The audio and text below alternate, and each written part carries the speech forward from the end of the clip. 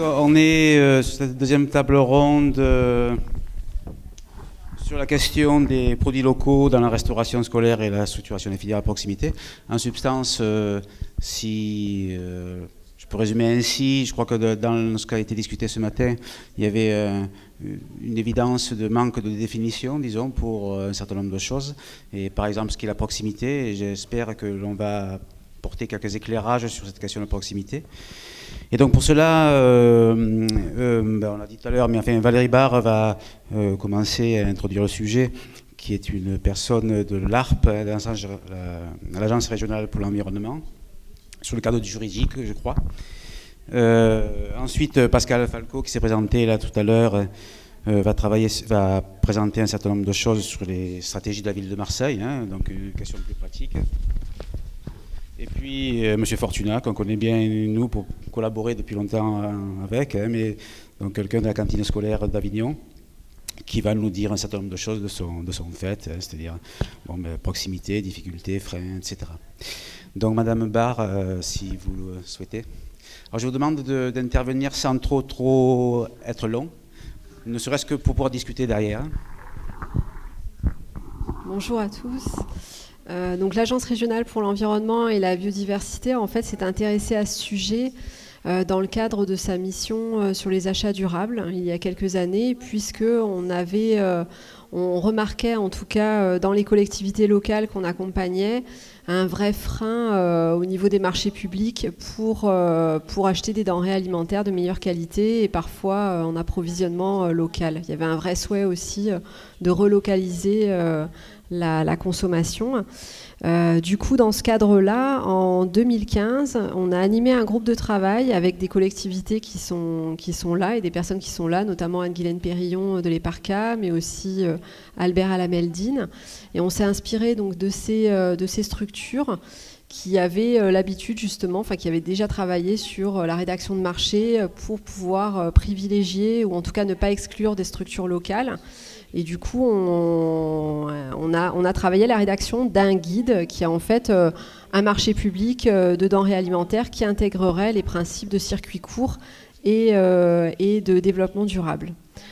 Du coup, je reviens à la notion de proximité. Alors c'est vrai que le Code des marchés, on en a parlé ce matin, ne permet pas de parler de local. En fait, on parle de circuit court. Donc un circuit court, c'est un intermédiaire maximum entre le producteur et le consommateur. Donc c'est ce critère-là en fait que l'acheteur public peut utiliser notamment pour en tout cas ne pas exclure les producteurs locaux de leur marché. Donc il y a d'autres éléments. Donc nous on est là au niveau de l'ARP pour accompagner les collectivités locales à trouver des solutions pour pouvoir s'approvisionner en produits de qualité et parfois en produits locaux, ou en tout cas ne pas faire venir des produits bio hors de nos frontières. Ça n'aurait pas tellement de cohérence par rapport à la démarche d'une collectivité locale qui, quand elle veut intégrer le développement durable ou en tout cas une alimentation de meilleure qualité dans sa restauration collective, elle a le souhait évidemment de travailler avec des producteurs locaux et pas forcément sur son territoire à proximité, hein. Donc ça dépendra vraiment aussi du territoire. Ce que je voulais dire, c'est que chaque collectivité est un cas unique. Donc on ne pourra pas trouver une formule magique qui pourrait, ou un marché, une rédaction qui serait parfaite pour tout le monde. C'est vraiment à chaque collectivité de trouver sa solution pour améliorer sa restauration collective. Donc voilà, en gros, si je sais. Peut-être donner des exemples de ce que peut être des différences entre collectivités et pourquoi on ne peut pas centraliser la norme. On le verra tout à l'heure. Bon, là, on a deux collectivités très importantes. C'est vrai qu'il y a des petites collectivités. Je vais citer la ville de Loris, par exemple, dans le Vaucluse, qui, elle, est une petite structure Il y a 200 repas jour, il me semble. Et du coup, ça provisionne via la plateforme AgriLocal 84 ou alors directement en gré à gré avec des producteurs locaux. Donc elle a réalisé en fait ce travail, on appelle ça du sourcing ou du sourçage, pour savoir un peu quels sont les producteurs en capacité de répondre à son besoin. Et du coup, elle essaye de traduire ça dans le cadre de ses achats. Donc elle est, on va dire, elle a plus de facilité parce que le Code des marchés publics, en dessous du seuil de 25 000 € permet des achats de gré à gré. Et du coup, il y a plus de facilité. Aujourd'hui, on parle au niveau national de relever ce seuil à 40 000 €. Donc c'est vrai que ça va faciliter certainement les choses, à la fois pour les collèges, les lycées et aussi des petites collectivités. D'autres collectivités plus importantes, elles sont toujours dans le cadre de la réglementation des marchés publics, donc devront trouver des solutions pour s'adapter. Mais c'est vrai que chaque collectivité est unique. Nous, on appréhende vraiment la restauration collective durable dans sa globalité. C'est-à-dire, tout à l'heure, on a parlé des aspects nutritionnels, on a parlé du gaspillage alimentaire, on a parlé des conditions, justement, de comment on prend le repas, mais tout ça, il faut prendre en compte la restauration collective dans sa globalité, voire faire un état des lieux un peu d'où on en est. Est-ce que la cuisine est équipée d'une légumerie? Est-ce qu'on travaille beaucoup avec des surgelés aujourd'hui ou pas, ou avec des plats déjà préparés? Et on ne pourra pas passer du tout ou rien du jour au lendemain. Ça sera toujours, de toute façon, pour toutes les collectivités, une démarche progressive, avec quand même la réglementation en ligne de mire, parce qu'il y a des objectifs à remplir d'ici 2022 et même des fois de 2025 avec les contenants plastiques. On n'en a pas parlé, mais il y a aussi ça. Voilà, donc c'est vraiment quelque chose de global qu'il faut prendre dans sa globalité. C'est une méthode projet à mettre en place dans une collectivité. D'accord, donc je comprends bien, il n'y a pas une proximité, il y en a autant que de communes. Bon. Il n'y a pas qu'une proximité, il y en a autant que de communes et de définitions, et qu'on ne peut pas centraliser beaucoup de... Non, en tout cas, ce qui est sûr, c'est que le local, malheureusement, on ne peut pas le mettre dans le marché, ça, on en a parlé à la pause de midi, mais de façon globale, quand même, les collectivités arrivent à s'approvisionner localement, malgré la présence du Code des marchés publics. Aujourd'hui, il existe des guides, il existe un certain nombre d'éléments, même le ministère avec les outils Localim dont a parlé Pierre-Noël ce matin. Il y a quand même un certain nombre d'outils qui existent. Je dirais que le facteur limitant, c'est peut-être le facteur temps aussi. C'est-à-dire qu'il ça demande quand même aux collectivités de prendre du temps pour voir ce qui existe sur son territoire, quels sont les producteurs qui sont en capacité de répondre, comment ils travaillent. On l'a vu ce matin aussi, tous les producteurs ne seront pas en capacité de répondre aux besoins des collectivités locales. Parce que les collectivités ont leurs contraintes. Elles peuvent parfois pas prendre des carottes avec du sable ou de la terre, ou des salades qui sont pas forcément très propres. Donc il y a quand même des éléments à prendre en compte. Donc il y a une meilleure connaissance des uns et des autres aussi, les faire se rencontrer, c'est important. Donc il y a un temps d'animation aussi qui peut être réalisé dans le cadre des projets alimentaires territoriaux, par exemple. Et ça, c'est quelque chose d'important. Par exemple, le rôle d'Albert Alameldine, on le verra tout à l'heure, ou le rôle de Pauline Ricard dans le département est fondamental, parce que c'est un rôle justement de facilitateur au niveau des collectivités et des agriculteurs, pour les aider à soit répondre à des marchés publics, soit aussi à rédiger aussi des marchés qui puissent intégrer un certain nombre de critères, et pour relocaliser aussi cette consommation de produits, et puis donner, l'objectif c'est toujours le même, c'est de permettre aux enfants d'avoir une alimentation de meilleure qualité. On va peut-être voir avec la ville de Marseille quelles sont les expériences qui se conduisent. Oui, alors donc Pascal Falco, ville de Marseille. Nous, si on veut rentrer dans une suffisance alimentaire urbaine, il faut savoir que Marseille, c'est 860 000 habitants. On a un climat méditerranéen et on a une contrainte géographique, puisque tout notre front sud, c'est de la mer. À l'est, nous avons des calanques, donc pour faire des balades, c'est très bien, mais on ne peut rien faire pousser. À l'ouest, nous avons les plaines du Rove, où là, nous avons de belles chèvres. Et les terres agricoles sont sur la vallée de l'Uvonne. Donc, on a un territoire contraint qui donc fait que, vu la population, le nombre de personnes que nous avons, on ne peut pas rester sur notre territoire. Et l'idée de partir sur un territoire élargi que nous avons évalué comme étant la région PACA, la Corse et le Gard, nous a permis de traiter notre souhait d'avoir de l'alimentation locale et de bonne qualité pour les enfants de la ville de Marseille. Alors les enfants de la ville de Marseille, c'est en moyenne 43 000 repas par jour, soit 6 millions de repas par an. Nous avons une délégation de service public qui court depuis 2018 et jusqu'à 2025. C'est Sodexo qui a remporté le marché. Alors moi, j'oppose vraiment pas délégation de service public et le grand méchant Sodexo à une régie directe. Puisque dans notre marché, on a un cahier des charges, on met ce qu'on veut, et j'ai l'habitude de dire que c'est un partenariat. C'est-à-dire que, effectivement, si je laisse la société privée faire ce qu'elle veut, elle ne servira peut-être pas ce que j'attends. Mais en travaillant ensemble et en œuvrant ensemble, on arrive à tirer l'alimentation vers le haut et avoir une belle qualité de repas sur la ville de Marseille.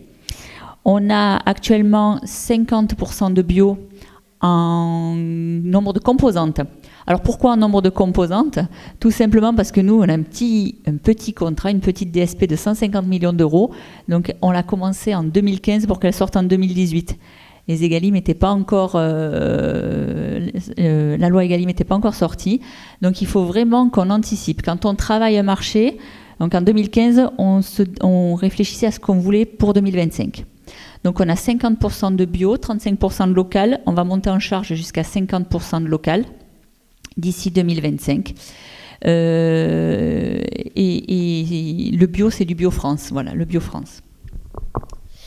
Alors comment on y est arrivé? Parce qu'en face de nous, on a un géant de l'alimentation. Et c'est notre force, mais c'est aussi notre faiblesse. Alors notre force, c'est que 50 000 repas par jour, c'est une manne financière intéressante. Et donc on peut de suite, quand on négocie sur des gros volumes, donc ça peut intéresser, ça peut permettre de tirer des prix, etc. En revanche, 50 000 repas par jour, ça veut dire si on fait un service de taureau, j'ai fait beaucoup rigoler des collègues avec ça, mais nous, un service de taureau de Camargue, on en a un par an. Pourquoi? Parce que pour servir du taureau aux enfants de la ville de Marseille, il me faut 40 taureaux. Autrement dit, je tue une malade. Voilà, c'est terrible. Donc il faut qu'on tienne compte du nombre de bêtes qu'il nous faut. Il ne faut pas qu'elles soient en période de reproduction, il ne faut pas qu'elles soient en période d'allaitement, etc. Donc on a limité à un service. Donc c'est pour ça que je parle de force et de faiblesse. Le volume, ça peut être un avantage, mais ça aussi, ça peut être un inconvénient. Ça nous a permis, en revanche, de travailler avec des producteurs et de créer de l'emploi. Je vais prendre un exemple, l'exemple de Mademoiselle de Provence, qui n'est pas très loin d'ici, à côté de Céreste, d'Apt, et qui fabrique des pâtes. Donc Mademoiselle de Provence, elle a ses champs de blé, elle a son moulin qui broie 250 kilos par jour de farine, et elle fait ses pâtes. Et un soir, elle regarde la télé avec son époux, et son époux voit un reportage sur Sodexo, et dit « moi, j'aimerais bien que les enfants des cantines mangent nos pâtes. » Donc, il a écrit à Sodexo, elle lui a dit « tu es fou », mais il a tenu à écrire à Sodexo. Ils ont été référencés, et nous servons donc des pâtes Mademoiselle de Provence à la ville de Marseille. Donc, il faut savoir que quand elle fait un service de pâtes pour nous, pendant 3 semaines, elle ne fabrique que des pâtes pour la ville de Marseille et pour les enfants. Donc, ça lui a permis d'assurer une activité qui lui permet des rentrées d'argent régulières, et surtout, ça lui a permis de créer un emploi en CDI. Donc ça aussi, c'est important, je pense, et que la restauration collective permette par ce biais-là de générer de l'emploi et de l'économie, je trouve que c'est très très important. On a un autre volet de cette histoire avec Mademoiselle de Provence, c'est qu'elle vient, quand on sert ses pâtes, 2 services par an, elle ne produit pas assez, elle vient dans une école de la ville et elle va rencontrer les enfants. Ce qui fait que les enfants vont rencontrer le producteur, parce que quand ils voient ces pâtes, ce sont des pâtes marron, ce sont des pâtes complètes, ils n'ont pas forcément l'habitude. Donc ça permet aux enfants de comprendre pourquoi les pâtes sont marron, elle leur montre les photos de ces champs de blé, elle leur explique. Et ça permet à des enfants qui sont dans des cités comme Parc Calisté, par exemple, de voir que les pâtes, ça ne pousse pas dans des sachets, ça ne pousse pas à Carrefour, mais que vraiment derrière, il y a une plante, il y a une graine. Donc tout ce travail-là, je pense que c'est aussi quelque chose qui est important dans l'intégration du local. Faire comprendre aux enfants qui seront les acteurs de demain qu'est-ce que c'est qu'une bonne alimentation et comment pousse une bonne alimentation. On a pu, sur la ville de Marseille, bon, en plus des pâtes, on a aussi favorisé la saisonnalité. C'est-à-dire qu'on ne sert pas de tomates au mois de janvier. Il en est hors de question. Ce mois-ci, les enfants, 2 fois par semaine, vont manger du raisin. Et parce que le kiwi, les pommes et les mandarines, ça va être dans 2 ou 3 mois et ils vont manger pendant 3 mois. Donc on essaie de travailler comme ça. On a aussi une certaine latitude, c'est-à-dire qu'on se rend bien compte que si on veut du local, si on veut du saisonnier, si on veut du bio, si on veut du sans additif, et à un moment, on ne peut pas être exigeant sur d'autres choses. C'est-à-dire qu'il y a 2 ans, par exemple, on a eu de fortes pluies tout le printemps. Les raisins avaient eu le mildiou. Du coup, en septembre, on n'avait fait que 1 ou 2 services de raisins. Et on n'a pas pénalisé la société pour ça.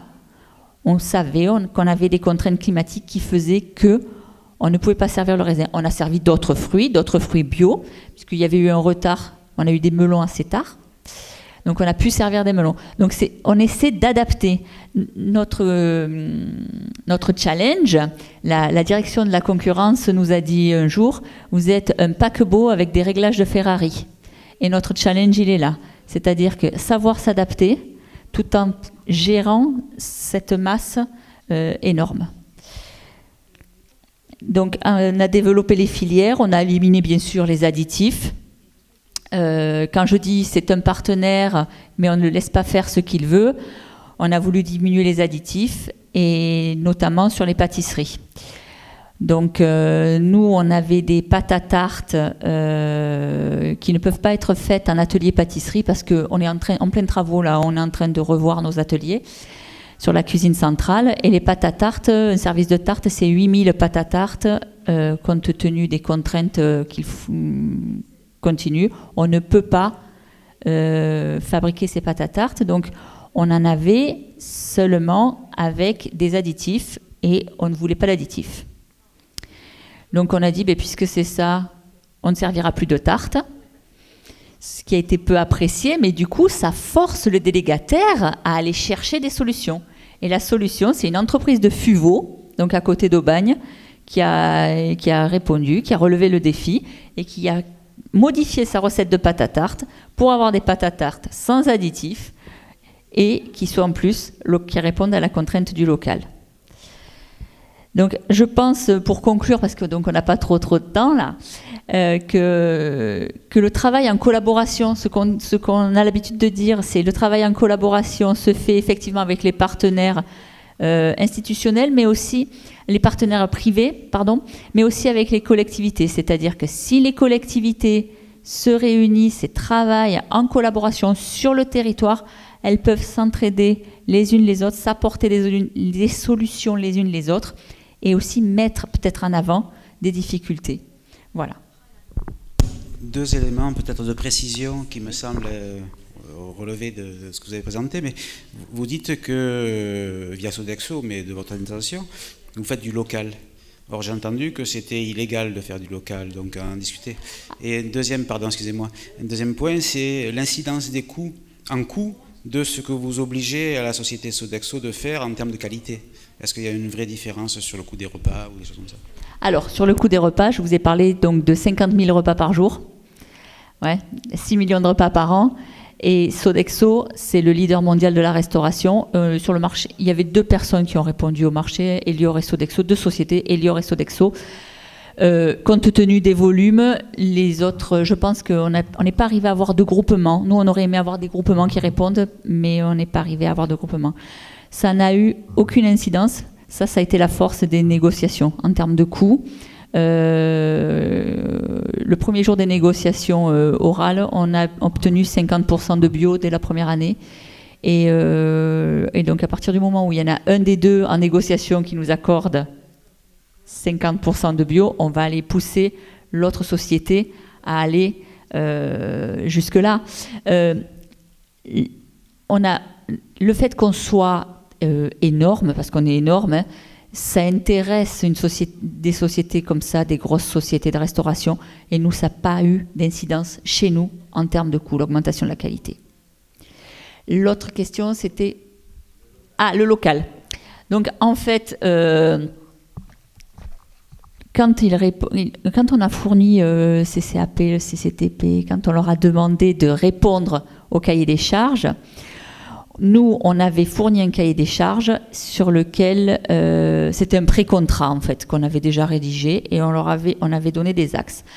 Et on avait marqué: nous serons particulièrement attentifs aux propositions que vous nous ferez en matière de circuits courts, de labels, d'IGP, etc.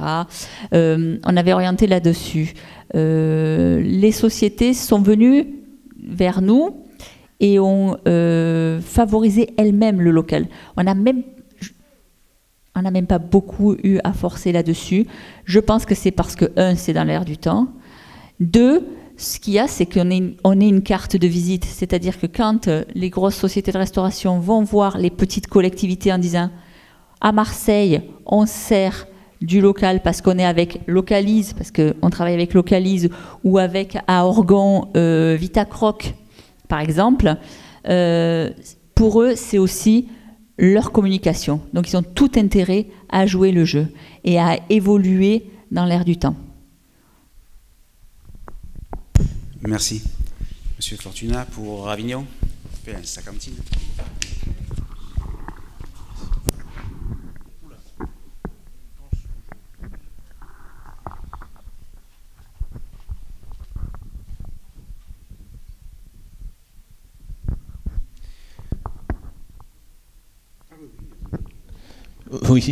Oui, bonjour. Donc Hugues Fortuna, je suis le directeur de la cuisine centrale d'Avignon.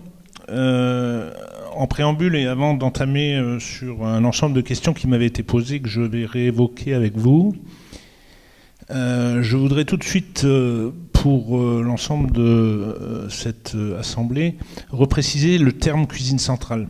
Parce que le terme cuisine centrale, c'est quelque chose de générique. Il faut savoir qu'une cuisine centrale en France, c'est une cuisine centrale qui peut produire, pour les plus petites, 5 ou 600 repas, et pour les plus grandes, 55 000 repas par jour. Donc autant vous dire que rien que le terme générique fait peur. Et on va le voir très vite, puisque la ville de Marseille produit 50 000 repas par jour.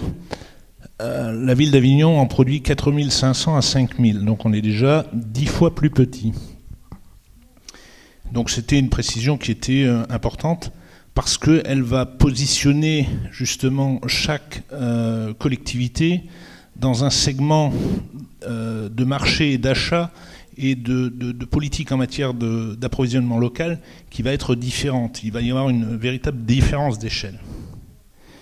Alors une question qui m'avait été posée, c'est comment avez-vous qualifié l'offre en produits locaux du territoire et la disponibilité des produits locaux? Alors la première des choses, c'est de retenir qu'il faut d'abord identifier les points forts de chaque territoire. Alors il est vrai qu'il y a de grandes disparités en France, mais on a eu la chance de voir la France d'outre-mer ce matin et on s'aperçoit que, quels que soient les territoires, il n'y a pas de terres incultes en France. Et lorsqu'on va commencer à parler d'approvisionnement et d'alimentation en local, on va y inclure une notion que moi j'aime bien mettre en avant, c'est une notion non pas de territoire, mais de terroir. Alors pourquoi de terroir? Tout simplement parce que le terroir, pour moi, il a une vocation à être un terme historique, avec un passé, avec des conditions à la fois de sol, de climat, de pratique, qui font que sur certains territoires, eh bien, on est capable de manger du chou, sur d'autres territoires, on est capable de consommer de la viande, sur d'autres territoires, on est capable d'avoir beaucoup de produits laitiers. Et c'est pour ça qu'il est important de ne pas perdre ça de vue et de se dire qu'une modélisation globale pour l'ensemble de la France, je veux dire, elle reste quand même assez illusoire. Mais la première des choses, quand on fait cet inventaire, c'est justement faire cet inventaire exhaustif et de voir toute la diversité que l'on peut trouver dans sa proximité, dans le cercle concentrique qui est ce que l'on peut appeler son cercle de consommation locale. Une ville où on a 50 000 repas par jour, c'est pas une ville où on fait 500 repas par jour. Donc de fait, je veux dire, les cercles ne seront pas les mêmes et la relation que pourront avoir avec les producteurs et les agriculteurs ne sera pas les mêmes non plus.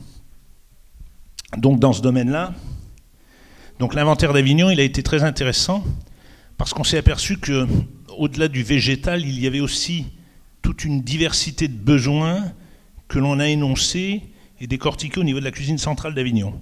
Alors ce matin, il y avait en table ronde Solène Espitalier, qui aujourd'hui travaille avec nous. Nous sommes en partenariat à travers un marché, parce qu'elle exerce un métier que je ne sais pas faire.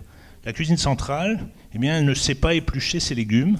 La cuisine centrale, elle ne sait pas forcément décontaminer ses légumes, tout simplement parce que l'espace légumerie chez moi n'existe pas. Et donc, dans cet inventaire, je n'ai pas seulement pu inventorier des agriculteurs ou des producteurs, mais aussi des transformateurs. Et c'est tout ce tissu, je veux dire, qu'il faut prendre en compte.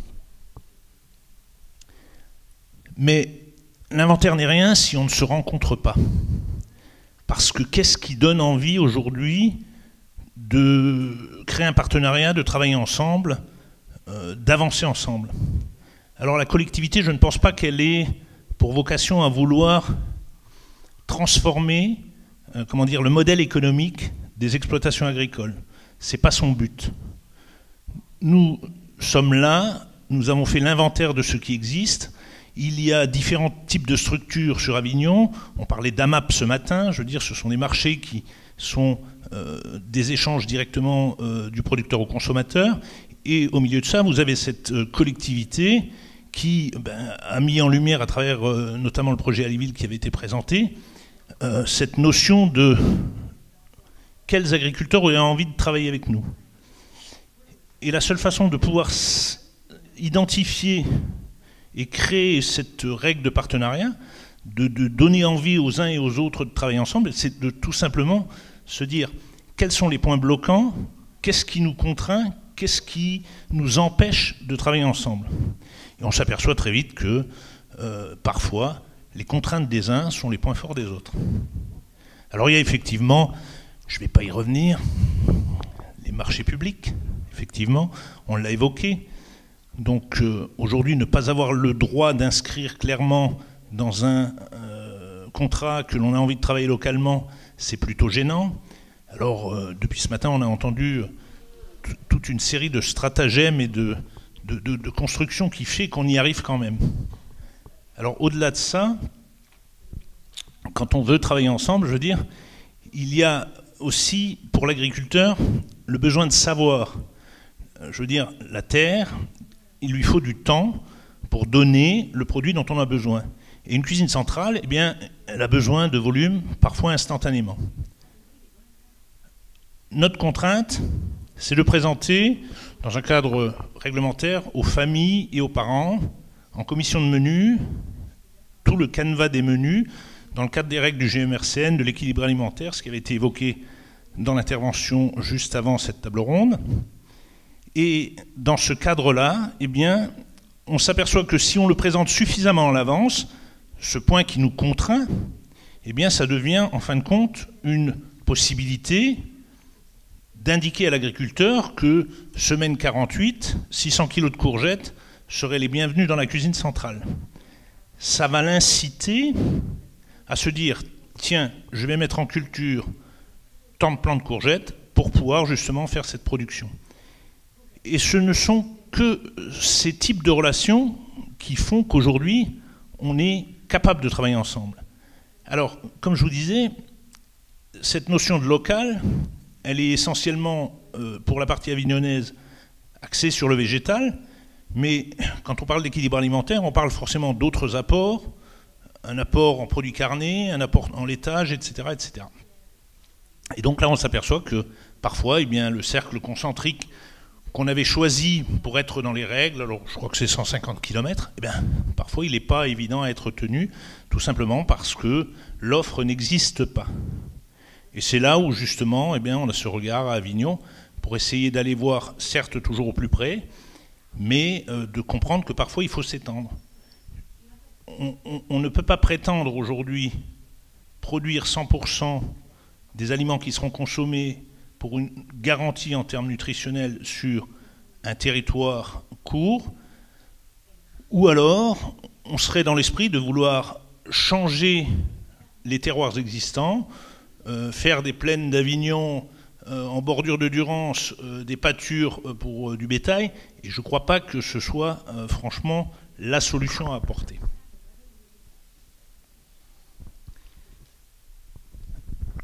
Alors après, on va parler comment s'organise l'offre et la commande de produits locaux, les marchés publics et les commandes ponctuelles sur AgriLocal, et comment malgré tout y intégrer la notion de proximité. Alors AgriLocal, je voudrais encore les remercier parce que la première fois, ils sont venus nous voir donc pour présenter cette plateforme dématérialisée qui met en relation des producteurs et des éventuels acheteurs et consommateurs. Eh bien, on s'est aperçu que c'était une plateforme qui avait un véritable intérêt, parce qu'elle nous permet de faire un sourçage et elle a grandement contribué à justement faire cet inventaire de ce qui existe sur le territoire. Je veux dire, c'est un travail qui a été fait et c'est cette rencontre qui nous a permis, au fur et à mesure, de développer cette offre. Qu'est-ce qu'elle nous a apporté derrière? Eh bien, elle nous a apporté qu'on s'aperçoit que du fait de cette rencontre, du fait de cette connaissance, eh bien, les agriculteurs d'eux-mêmes, sans que l'on les sollicite, eh bien, pour certains, ils ont décidé de se regrouper, justement pour pouvoir travailler avec nous. Donc, ce que j'ai envie de dire sur cette façon d'être, c'est que tout simplement, au-delà de tout ce qu'on peut imaginer en matière réglementaire ou en matière économique ou de richesse de terroir et de territoire, la première des choses à faire, c'est de savoir se rencontrer. Et quand un producteur sait rencontrer un consommateur et un fabricant, eh bien, je peux vous dire que si la volonté elle est commune, on peut aller très loin.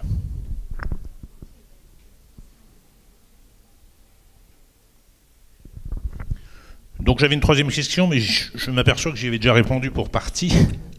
Comment articuler l'offre de proximité, les besoins d'approvisionnement et en besoins techniques? Alors comme je vous ai expliqué, en fin de compte, l'offre de proximité, elle va être tenue par certains critères. La disponibilité des produits, liée à la saisonnalité. La ville de Marseille en tient compte clairement aussi.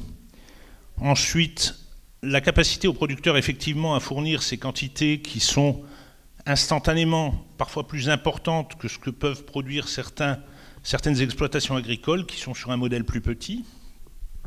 Et on revient encore au programme La Liville où on s'aperçoit cette agriculture du milieu qui est en capacité de faire quelque chose. Alors, l'articulation, elle est aussi à prendre en compte pour une cuisine centrale sur un axe, je dirais, une chronologie à long terme. Il faut qu'on ait une vision. Ah, j'ai aussi droit à la musique.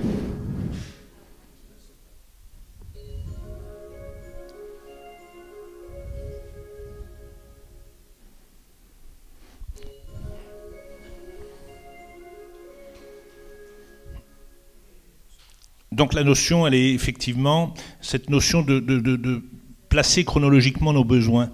Donc je parlais des menus tout à l'heure, et on s'aperçoit que plus on sera en amont dans ce prévisionnel, et plus on sera en capacité effectivement d'intéresser un agriculteur, un producteur, un transformateur. Moi je prends pour exemple ce que vous avez dit tout à l'heure, ce producteur de pâtes qui pendant 3 semaines ne produit des pâtes que pour la ville de Marseille. Et je terminerai justement en disant que c'est cette grande diversité qui fait que d'imaginer un modèle unique en y mettant toujours des règles très strictes, 150 km autour, etc., etc., je veux dire, ça peut être indicatif, mais à mon sens, une ville comme Marseille, avec toute une face au sud, elle n'a pas cette capacité à le faire. En revanche, je connais une ville qui n'est pas très très loin, c'est la Seine-sur-Mer. Et à la Seine-sur-Mer, ben, eux, ils ont cette capacité parce qu'ils ne sont que sur 5000 couverts jour, et que donc, du coup, ce terroir de proximité qui ne peut pas intéresser la ville de Marseille, vu les volumes, eh bien, il permet quand même de loger cette cuisine centrale de la Seine-sur-Mer dans un programme de consommation locale. Merci. Je voudrais rebondir sur un point, oui, je vous passe la parole, qui peut peut-être intéresser les trois intervenants, mais tu as dit, et je crois que c'était en filigrane, on n'est pas là pour changer le monde, quoi, changer les opérateurs, les agriculteurs, mais vous êtes quand même des prescripteurs qui peuvent être importants en termes de nombre, de quantité, enfin, en termes de demande. Et donc, je ne sais pas si, par exemple, la ville de Marseille demande 20% de bio, c'est aussi une incitation pour les agriculteurs à se transformer. Et donc, vous avez peut-être aussi dans la proximité un rôle de prescripteur en essayant de changer des éléments par le fait de votre demande, de changer des éléments de ce qui compose l'environnement en termes de production, d'approvisionnement, de filière, je ne sais pas, de transformation. Effectivement, tout à fait. Il est clair qu'un organisme public, dans ce domaine-là, il est effectivement prescripteur, mais on ne doit conserver qu'un esprit à l'incitation. Je veux dire, on a déjà un système contraint, qui est la loi Egalim, qui fixe des quotas, mais je ne pense pas qu'on puisse aller seul à l'incitation. Je pense que c'est surtout, encore une fois, la rencontre, l'échange et la co-construction qui font que les modèles économiques peuvent évoluer. Oui, donc pas des prescripteurs normatifs, mais de la discussion, quoi. Complètement. Madame.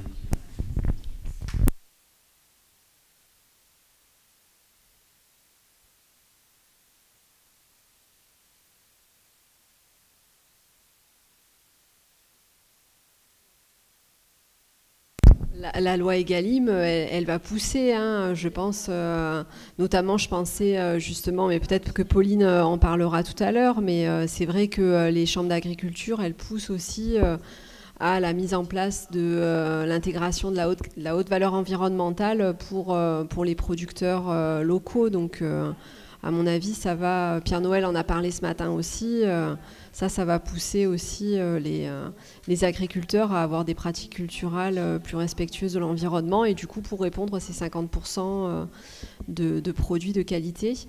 Et juste sur les outils aussi, parce que je sais qu'il y a des outils qui sont mis en place par Avignon et en lien avec Arles. Il y a le groupement d'achat quand même aussi qui peut être intéressant. Je sais que vous l'avez fait sur la viande. Et c'est vrai que ce sont par exemple des outils qui permettent d'avoir une certaine massification. Pour certains produits, ça peut être intéressant, notamment pour le prix. Donc je ne sais pas si Hugues Fortuna voulait en parler, mais c'est vrai que moi ça m'a semblé en tout cas une entrée intéressante pour certaines collectivités de pouvoir se regrouper et même par exemple en termes logistiques, je pense à une collectivité, si elle peut se regrouper avec un collège, un lycée du territoire pour faire en sorte que le producteur il livre à un moment donné au collège, au lycée, à l'école en même temps, ça peut aider aussi. Enfin, il y a une certaine adaptation qui doit se faire à la fois du côté de l'acheteur et puis il y en a certainement une aussi du côté de l'agriculteur, mais il faut que les deux se rencontrent et il peut y avoir des aspects comme ça qui peuvent améliorer la relation entre les deux. Peut-être des questions dans la salle? L'enthousiasme est débridé.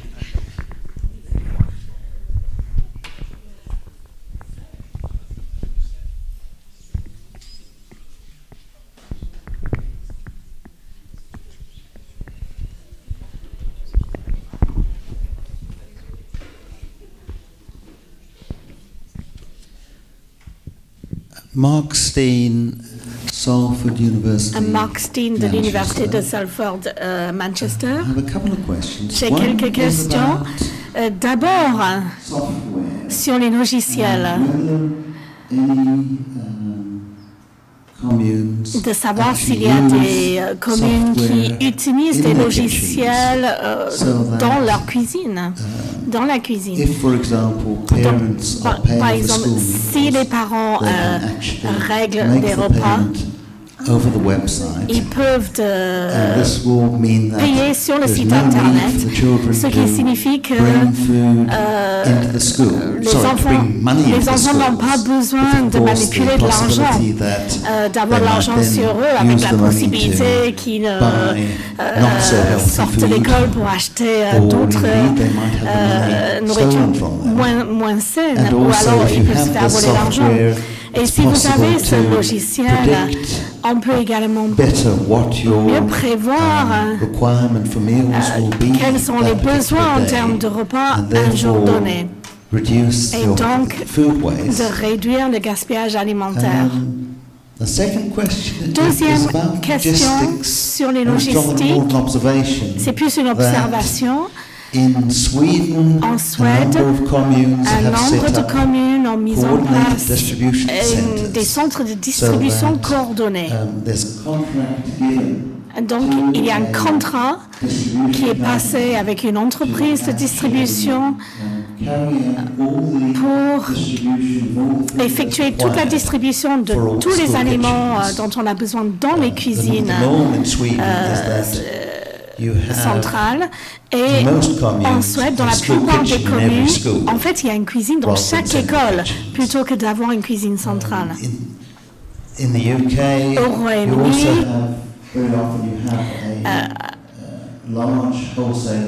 souvent, il y a un grossiste qui a un contrat pour distribuer les aliments pour les cuisines scolaires, y compris pour les petits producteurs. Alors, je vais juste un peu répondre sur ce que je sais. En tout cas, la plupart des collectivités ont en effet des logiciels pour gérer les effectifs. Ça c'est sûr. Et pour payer, souvent, il y a des portails famille en fait qui permettent de payer directement à la collectivité les repas qui sont facturés. Et il peut y avoir aussi la possibilité pour les familles d'enlever un repas, mais à 10 jours, voilà, tout dépend de la collectivité, du coup je les laisserai répondre. Il existe aussi en France des centrales d'achat, donc il n'en existe pas dans notre région. Nous on a plus des plateformes qui existent, mais on n'a pas, qui regroupent un certain nombre d'agriculteurs et qui centralisent des produits. Mais on n'a pas de... C'est le cas par exemple 06 à table dans les Alpes-Maritimes. On a d'autres plateformes aussi, échanges paysans dans certains départements. Mais par contre, on n'a pas de centrale d'achat qui soit prise en compte au niveau public, comme c'est le cas en Auvergne-Rhône-Alpes, où il existe une centrale d'achat qui a été créée justement pour relocaliser la consommation. Et enfin, c'était... Et oui, c'est lié au gaspillage alimentaire. De toute façon, la gestion des effectifs, ça peut être Marseille. Alors, chaque commune en France gère sa cantine pour les écoles maternelles et élémentaires de façon indépendante et autonome, ce qui fait qu'il y a 36 000 communes. Il doit y avoir à peu près... Donc 36 000 façons de le faire, effectivement.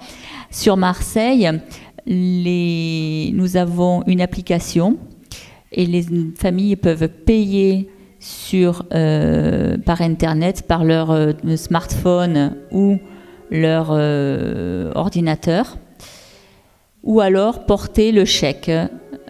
On ne prend pas d'argent liquide. Donc les enfants ne manipulent pas d'argent liquide.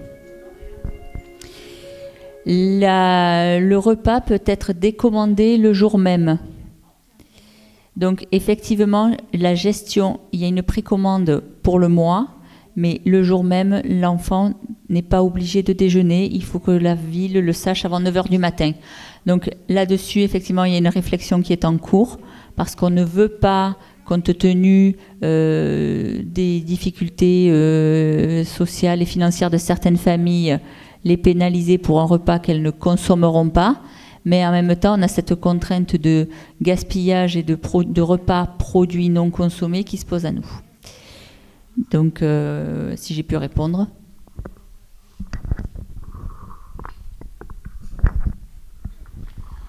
Alors oui, effectivement, pour revenir sur le coût d'un repas et sur la notion de la gestion pour les familles, il faut savoir effectivement que chaque commune a la totale liberté en matière de gestion financière du prix de ses repas et de la part exigée. Alors, il y a deux modèles qui se dégagent. Il y a le modèle de, je dirais, du paiement en fonction d'un certain quotient familial, c'est-à-dire la prise en compte d'une notion de précarité ou de revenus modestes pour les familles, le restant à charge étant pris en charge justement par la municipalité. C'est le cas d'Avignon, avec un maintien du coût des repas depuis aujourd'hui 5 ans au même niveau. Ensuite, vous avez des communes qui font le choix d'un prix unique, quelle que soit la notion de revenu pour l'ensemble des élèves. Donc tout ça, ce sont des facteurs qui effectivement vont certainement modifier le panel des convives présents dans les écoles. Ensuite, tout ça, c'est effectivement géré par des logiciels. Et il y a à peu près autant de logiciels et d'applicatifs qu'il n'y a de communes et de restauration scolaire.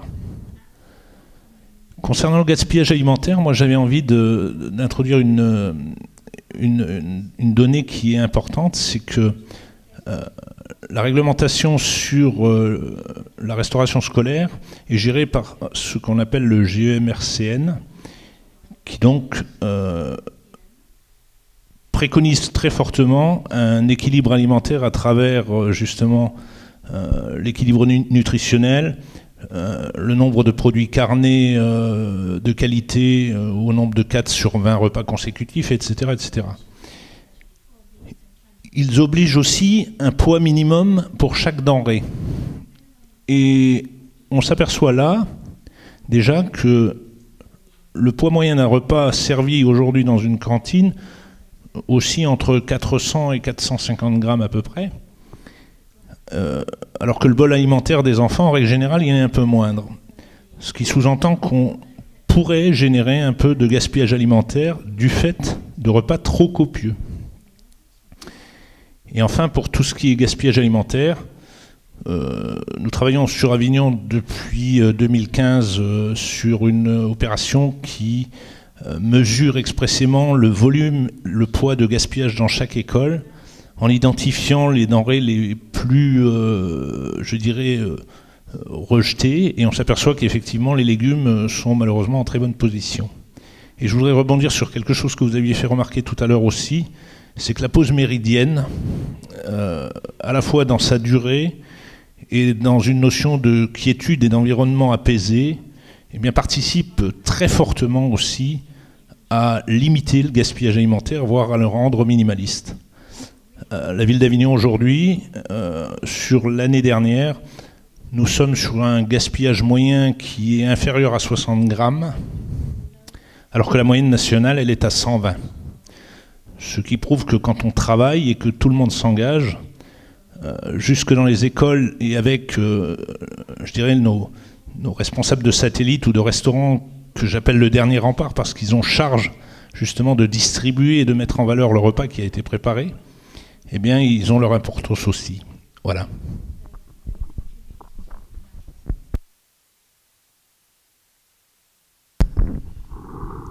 Bon, voilà, une question ici, oui.